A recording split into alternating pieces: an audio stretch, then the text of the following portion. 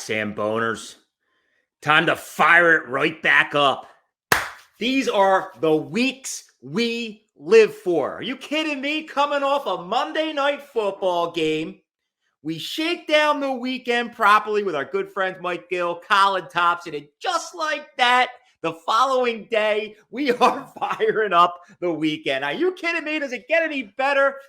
Thanksgiving Eve. Oh, baby. Nothing beats Thanksgiving. We're going to get into that in a second, folks. We're going to rank some holidays. We're going to rank some pies. What else can we rank? Nothing gets better. I love lists. I love to embrace the debate. Nothing gets people going than a little top 10 cheesesteak list. That's either here or there. Welcome back to the Samboner Show. This is, again, my individual segment. Mondays with Mick have been tabled, although I've been told some miss those segments. You know, I'm not in the corporate space anymore, so I don't have a lot to get off my chest on these Monday mornings. Waking up for the man, firing up the KPI reports. What have you done for me lately, Mick? I know you blew out your number in January, February, and March, but what have you done for me lately? All good fun here at the Samboner Show. We're rocking and rolling. Happy Thanksgiving Eve. Man alive. Thanksgiving Eve. When you think about Thanksgiving Eve, what do you think about? What's the first thing that comes to your mind? And I want to stop and say, like the Ben Elbow tradition, but I want to kind of just take it back, right? We got to take it back. The OG Samboners looking back in the Southampton days, running around the youth center, running around the Dorchester apartments, playing some pickup football right there in the courtyard. Are you kidding me? Yo, Mike, go deep, baby. We grabbed the hutch, the mini hutch football. Talk about a throwback. That's a lost art, is the hutch, the mini hutch. You get them in all different flavors, Penn State, Notre Dame. What else was out there? I remember seeing a Miami Hurricanes mini hutch. You could fucking throw those balls a good 60, 70 yards. And let me just tell you, I had a cannon back in the day. I really did. Mike, go deep. Go deep.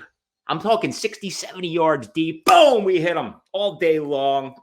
You just got to love it, baby. You got to love Thanksgiving. You got to love everything it means, what it's all about. People traveling all over the goddamn country. Probably one of the most god-awful travel days today, this Wednesday before Thanksgiving. And then I'm pretty sure the following Sunday is also a god-awful day. But, dude, Thanksgiving Eve is got to be ranked up there with one of the biggest party drinking days of all time. I think it ranks up there with first and second round March Madness, New Year's Eve. That would be probably the top three biggest party days of the year. So you got today, Thanksgiving Eve, you got day one, day two of March Madness, and you got day three, or not day three, you got New Year's Eve coming in at the 3 spot.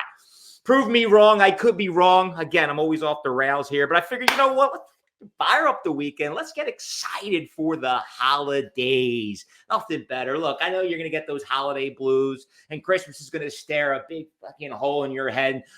But you know, at the end of the day, go get your kid a paper and pen, a pad of paper and pen, and tell them to go fucking scribble something. Honestly, get off your freaking phone already. Now, I'm not going to go down that rabbit hole. Man alive, the gaming, the iPhones, the Rails, the TikTok. But again, appreciate all the love and support out there, Sambo Nation. Nothing but a ton of fun here. Appreciate, our true sponsors, our production team at Not For Long Media, everything you guys do here to bring just, the regular cadence of Samboner shows, Samboner clips, et cetera, et cetera. Shout out to the Original Fudge Kitchen. No better time to get your fudge game on as we approach the holiday season. Shipping fudge all over the country, maybe internationally too. Fire it up, send it as a gift. Support the Samboner, support the Original Fudge Kitchen. Another big shout out to our good friends Pete and Gus at Pete's Famous Pizza and Mustaki, authentic heroes. If you haven't been to Mustaki yet, if you haven't been to Pete's yet, come on, stop selling out your tighty whities and get your ass to Pete's and get your ass to Mustaki. They're slinging all kinds of goodness. It's a beautiful time to be a Samboner, and appreciate all your support. Appreciate you, helping the boys out there at Pete's and Mustaki as they continue to just absolutely crush the Greek and the pizza game here in Philadelphia. And last but not least, good shout out to our friends at the Maple Glen, Pennsylvania spot, Verona Pizza. Holy shit, man. I can't believe it. They're fucking changing the game. Everybody's changing the game. Verona Pizza coming in hot. I've been saying it for years. Look, kudos to Danny and Angelo's and what he has created. A true pioneer in terms of like the modern day cheesesteak. Honestly, there's the throwbacks, the old school cheesesteaks. Then there's the new school cheesesteaks. What's to come? Maybe there's some new Velveeta cheese, this, that, the other thing. But at the end of the day, like Sarcones, Licios, all these new seated Johns, the ribeye, the Cooper Sharp, the fry. Like, look, at the end of the day, anybody can do it, right? If you got the right ingredients, you got a Blackstone, anybody can do it. As a matter of fact, I can guarantee you I whip up a cheesesteak that's better than half of the cheesesteak places out there. And I'm not taking anything away from anybody because I know there's a ton of joints. I almost went to Mama Russo's yesterday after I cleaned house at the Parks Casino. We bet like 2 or 3 races. I could not lose. I was hot as a pistol. What can I say?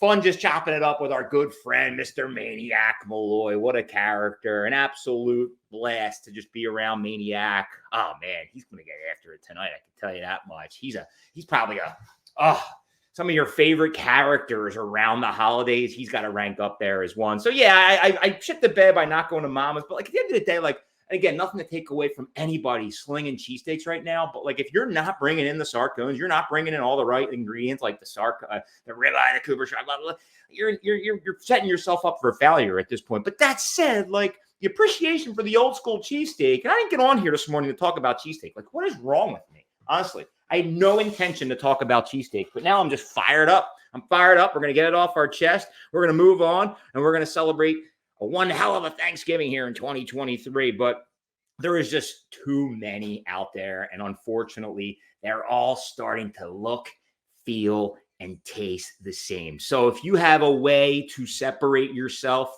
from the competitors, like Steaks Westchester out there. I know he's doing some unique things with a local bakery. Like, that's cool, right? I think there was another joint that just popped up in Exton that also had like a unique roll. Like, that's where you got to go. But then is it starting to get like a little too sexy, like untraditional, right? Because like, at the end of the day, like I had Steve's Princess Steak again, right around the Phillies run. Just the traditional American cheese sauce on a nice little roll. I never knew exactly where Steve gets the roll. They never gave it up. That's a unique roll as well. Shit, what is going on here? What am I even talking about? Should I have fired this up? Fuck it. We'll roll with it. Really, at the end of the day, all is good in the Samboner hood. Appreciate everybody tuning in. Appreciate all the love and support. We're smack dab. Actually, no, we're on the back end of Hot Roast Pork Month. Usually this turns into gobbler season. I've yet to see a gobbler review. We could probably maybe repost some good ones from last year. I know Barstool Jordy had an unbelievable gobbler that he did, and it took him about 8 hours to smoke and prepare. What a great Sambo. I might have to repost that one. That's the one that sticks out the most.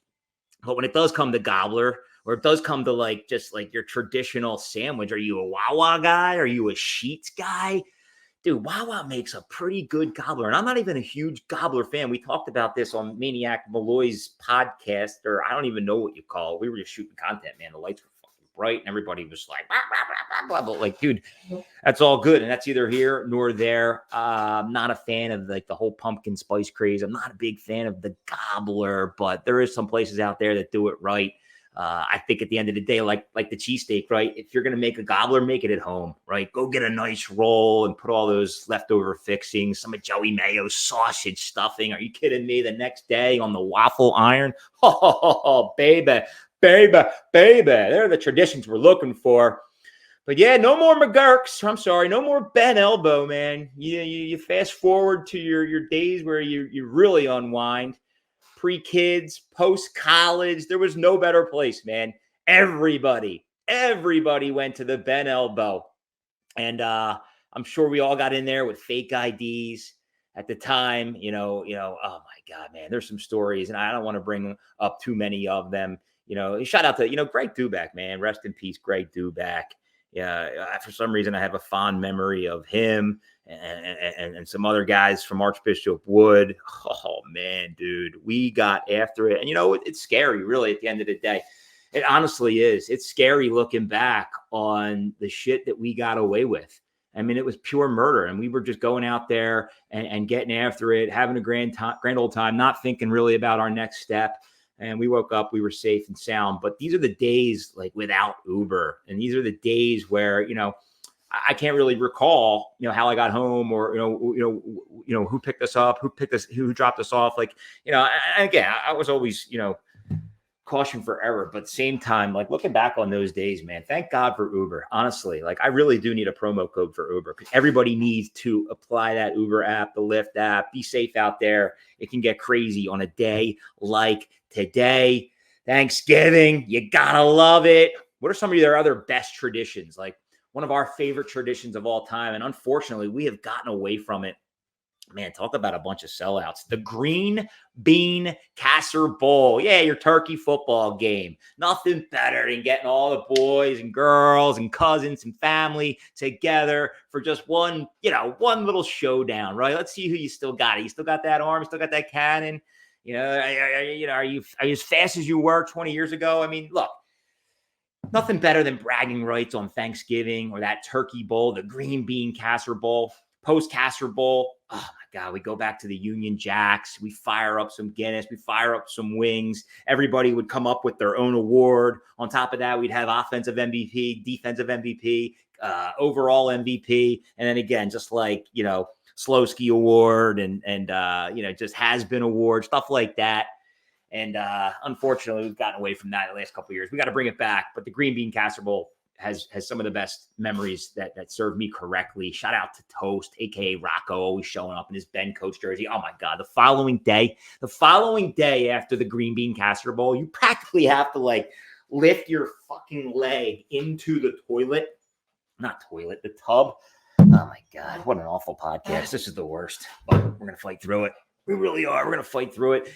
And I just, like I'm going to do a turkey bowl on Thanksgiving morning with a lot of like just close neighborhood friends, kids. It's all about the kids at this point, and it's just fun to watch them get involved. But I'm still going to be slinging it. Trust me, dude. Samboner Mick, got it. Bam, bam, bam, bam, bam. I'm going to wake up sore as hell the next day. I'm going to completely regret it. But it's all good. We're going to head down to the shore, fire up a little Sea Isle action. All the festivities down there in preparation for Christmas. They do an unbelievable job. So if anybody's going to be down in Sea Isle, hit me up. We'll grab a couple bears, sneak out, have some fun. What other traditions are out there? The turkey, like the turkey shoot, like playing some golf. Like, dude, that's now down my alley. Like, I feel like today, you know what? It was raining in the morning, but now the clouds are starting to break through. I'd go out and play. I'd probably go walk 9 holes. Maybe I will go walk 9 holes. Holy shit. There's nothing better than playing a little turkey golf, right? A little skins action, a little scats action. Everybody throws up 20, $50. Just let it rip. Have a couple beers afterwards. So there's some of the best traditions in my eyes. Love to hear from you. Maybe throw me a note in the DMs. Maybe drop a Sambone, right? The debuts have quieted. Like post-summer, like the summer was a complete debacle. Everybody was getting their Sambone on. That said, we still got some, movers and shakers in here, but like, come on, Samboner, it's the holidays. It's hot roast pork month. It's gobbler month. It's soup season. Before you know it, come December, it's going to be wild card. We can be Samboning and living balls out of whatever you damn please. So get your Sambone on. While I just sit here and play with my balls. No, seriously, like these medicine balls, they're good. You just kind of spin them around your hand, and just like that, you're nice and relaxed. No, I'm just kidding. And now Deep Thoughts by Jack Handy. All right, what else we got here? This was going to be quick. This was going to be simple. And God bless your soul if you're still listening. But like, what are other traditions on Thanksgiving? Do you brine your turkey or do you deep fry your turkey? Has anybody out there ever deep fried a turkey? We've done it. We were guinea pigs of the deep fry way back when. We ordered the deep fryer. And we fucking deep fried our turkey, and we sat around and we made gobblers. This was actually before Thanksgiving, like the weekend before Thanksgiving, a couple years back. It was just like a dry run because no one has ever worked the deep fryer before. No one has ever deep fried a turkey. Everybody came over here. We watched the birds. We watched some other games. We deep fried the turkey. And dude, it was an unbelievable success. The gobblers, the burnt ends, all the fixings. Like, dude, we don't screw around here when it comes to feeding the family and feeding the friends. Everything is made from scratch. The cranberry sauce, the stuffing. Oh my God, dude, we make a mean gobbler. Who am I kidding? I love gobblers. A little mayo action on that gobbler. But then, like, you got to go with the brine, the traditional brine. Easy does it. Little preparation. You throw that sucker in the oven. It always comes out beautiful. The deep fry at the end of the day is it's kind of a pain in the ass. Unless you just want to be outside, away from the family, not part of the conversations, not watching the games. Like, and that for me is just not. I'd rather like pawn that off on somebody else because it is good. And if you can master it and you can keep that pilot on the entire time at the same temperature for as long as it needs to go, like, dude, the deep fried turkey. Are you deep fry or are you brine? I might pull that. Put that in the polls. All right. What else we got here? Birds recap, right? So we talked a lot about this yesterday. Look, it was a shitty game, right? Like, like sometimes you just don't have enough time to reflect, right? Monday Night Football, we wake up Tuesday morning and we're fucking firing on all cylinders and we're talking about the Birds. But then you get like another day to reflect. You just look back on it. Like, I hate to say it, but like the NFL product in general is just, it's too unpredictable. You don't know what you're going to get. Really, you don't know what you're going to get out of any given Sunday. And then, looking back, like the weather was shitty, lots of drop balls, couple fumbles here and there. Like the game started off with a couple, couple interceptions, turnovers, touchdown for touchdown. Mahomes didn't look good. Like Hurts didn't really look that good in the first half. But that said, like, here's again, this is what sticks out at me. Like, there's two things. KC is not a good football team in the second half, and the Eagles made the right adjustments. And whatever Sean Desai said in the locker room at halftime resonated, and these fucking guys came out fired up. Like the veteran leadership that we're getting out of Brandon Graham and Fletcher Cox. I'm telling you right now, like, I don't know enough about the rest of the league, but like guys like that who have been part of this organization for as long as they have seen it all. Super Bowl, no Super Bowl. Like, they got to be more hungry, but at the same time, like extremely disciplined and understand what's going on. They stepped up. They rose to the occasion.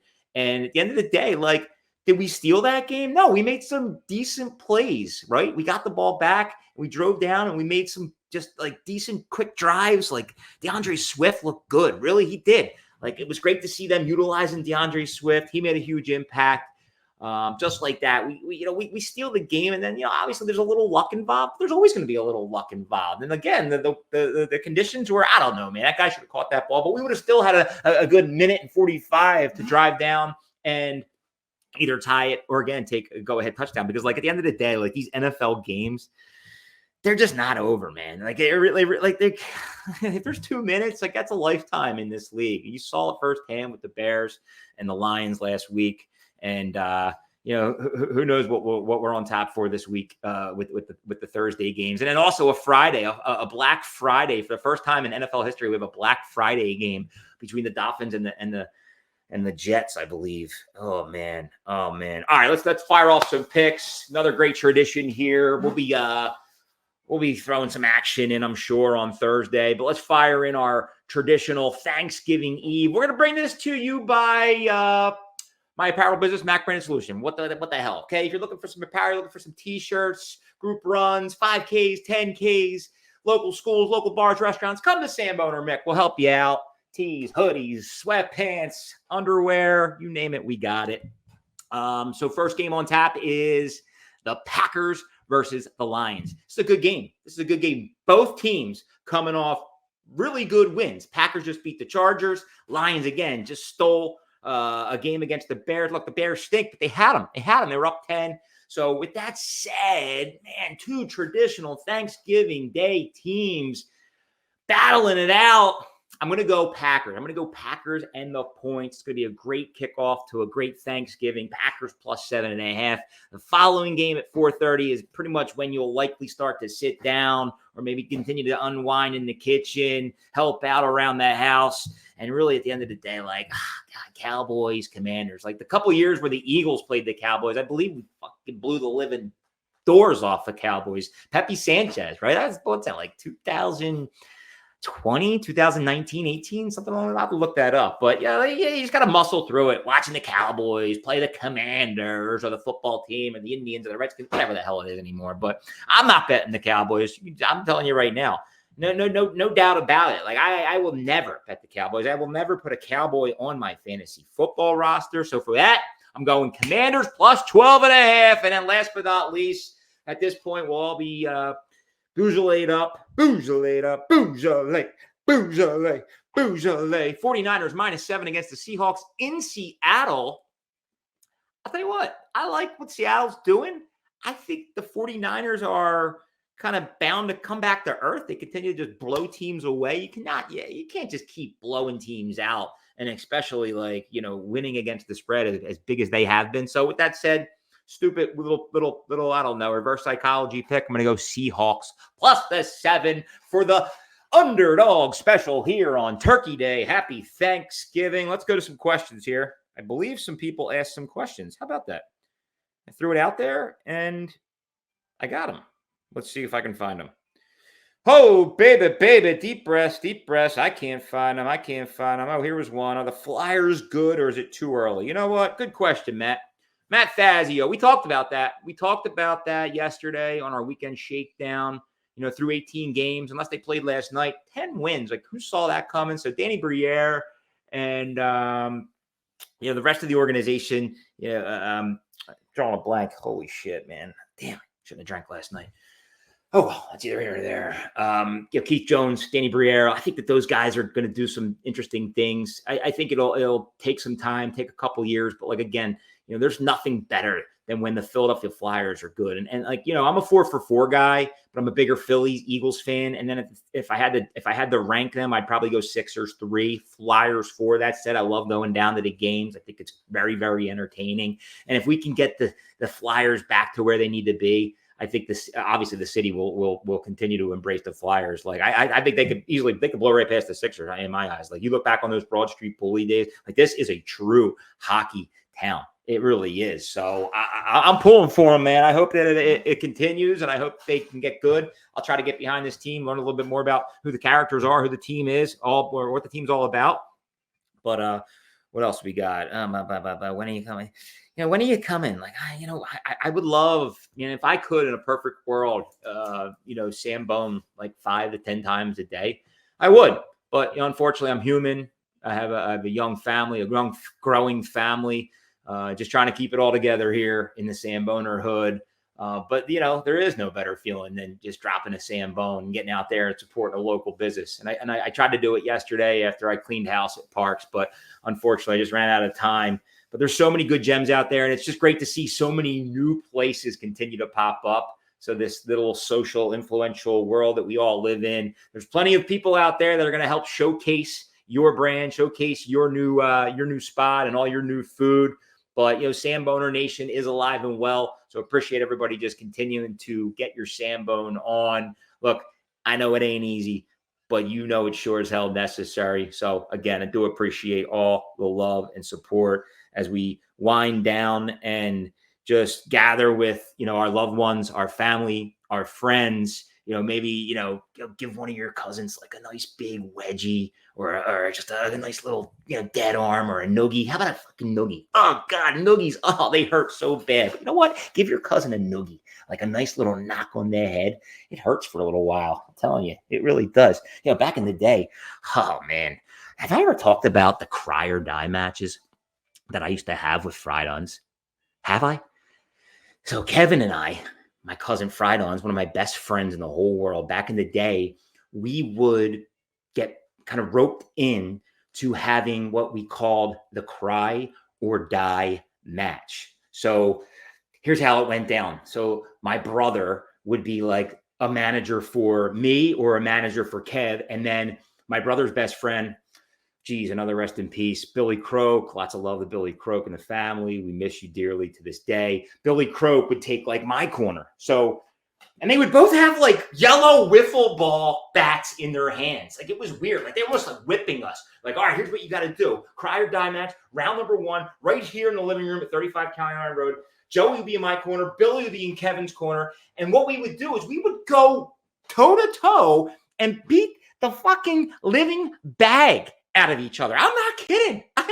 Maybe we should table this conversation for an OG episode in December, but the cry or die matches got ugly. At one point, I remember one year, cry or die matches, Kevin fucking boom, he like knocked me out. I fell into my dad's flat screen TV. I think the flat screen TV came off the stand.